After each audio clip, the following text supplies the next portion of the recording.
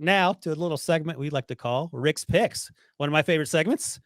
I mean, we've crushed it with Rick's Picks, and by we, I mean you. We've talked Justin Jefferson. We've talked Adrian Peterson. Last week, we talked Stephon Diggs in terms of how they all ended up in Minnesota, thanks to your doing, Rick. This time, it's Pete Prisco's favorite player on planet Earth. He can't quit talking about this guy. Virginia Tech's own Christian Darrisaw. So how did Christian Darrisaw, who you stole from the Steelers one pick before they took Najee Harris, how did he end up in Minnesota? Yeah, this was very interesting, and to give a lot of credit to our personnel staff and our coaches and all the work they did on this kid. It was an interesting draft that year, and Slater was everybody's probably number one offensive tackle coming out of Northwestern. But he had short arms, but the guy ends up being a pretty good player. Now he's hurt. I know he's on IR for the year, but he was everybody's number one offensive tackle coming out. And then you had Vera Tucker, who was from USC, and people were deciding whether he was a tackle or was he a guard, because there was another guy that was a very good offensive lineman, but what did he have, Ryan? Short arms. All right. So, well, pay attention as we go through these things. I was paying attention. I wanted to mention before you keep going, though, Penei Sewell he was the first one that went to the Lions. Okay. Yeah. So, he was that's right. I forgot about him. But let me ask you about Penei real quick before you go on. Were there any concerns about Penei being young and the fact that he hadn't played a lot of football because he opted out that last year? Or was he still clearly going to be one of the best physically among the offensive linemen if you had an opportunity, if he were there for you as well?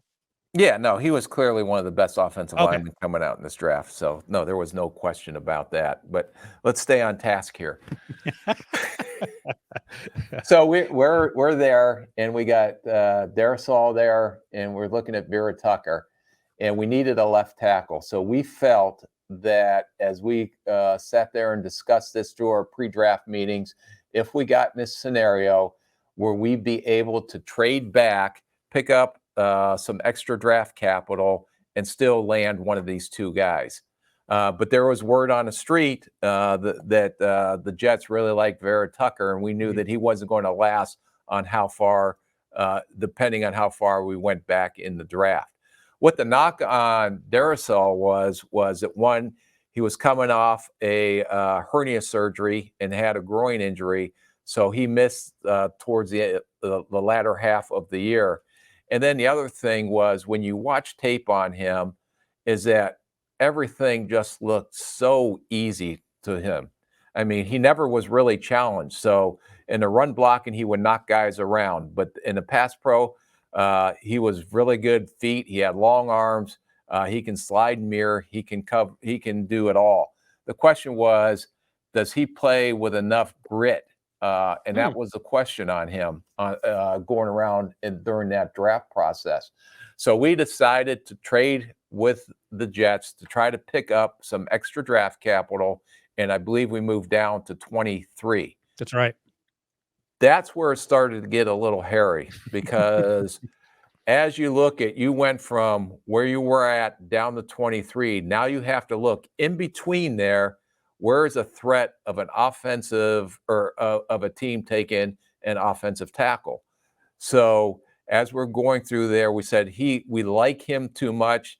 And I would say a lot of the comparisons we were making in that draft room thought he had some similar traits to when Trent Williams came out of Oklahoma. Now, I don't know if he'll end up being at Trent Williams, but his body movement and how fluid he moved and how easy things came to him reminded us some of Trent Williams. So we decided that, well, we have all this draft capital. Let's take some of it and try to move back up. So we tried to make a couple of trades, try to get back up in the teens. We weren't able to do that. No one wanted to trade with us. Vegas took Leatherwood then. So we felt that, okay, we still have a chance to get him if he continues to fall to 23. The next threat we felt in that draft was in Indianapolis, because they could have went offensive tackle or they could have went defensive end. And they were at 21. Tennessee did not need either of those positions at 22. So we were concerned about which direction that Chris Ballard and the Indianapolis Colts were going to go.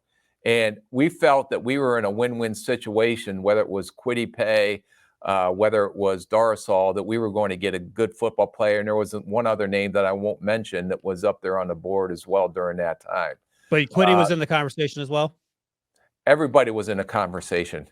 So you're talking to me, Rick. No one's listening. You can tell. Yeah, we felt Quiddy Pay was a very good football player as well. But when Indianapolis ended up taking him, then we got very fortunate that that Darrisaw came to us at 23. But there was a lot of conversations going on, a lot of phone calls going on trying to get back up to make sure that we were able to land Darrisaw. And it was one of those drafts where you got lucky and he fell to you and you didn't have to move up to go get him.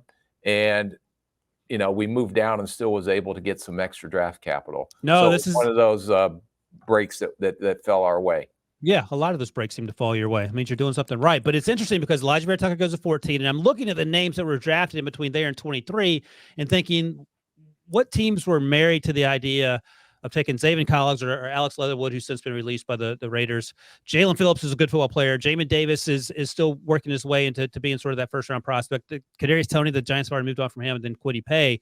So it's interesting when – and is it fair to say that at this point in the process, sometimes you can fall in love with players and be unwilling to move off of them, even though maybe it makes sense if you get a phone call and offering something in return, just because, you know, you're like, okay, I feel like I'm invested in this player, almost like you're recruiting a college kid, a high school player to come play in college. So I guess I got lost in that babbling point you were trying to make. Do you fall in love with players to the point where it will keep you from taking phone calls?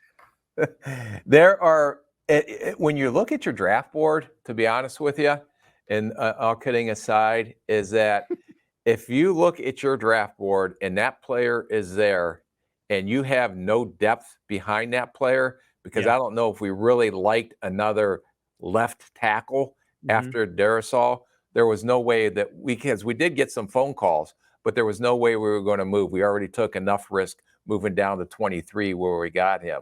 So we were very fortunate there. But you have to understand how, and the question I always ask myself, how sick am I going to feel if we move around too much and we end up losing this player?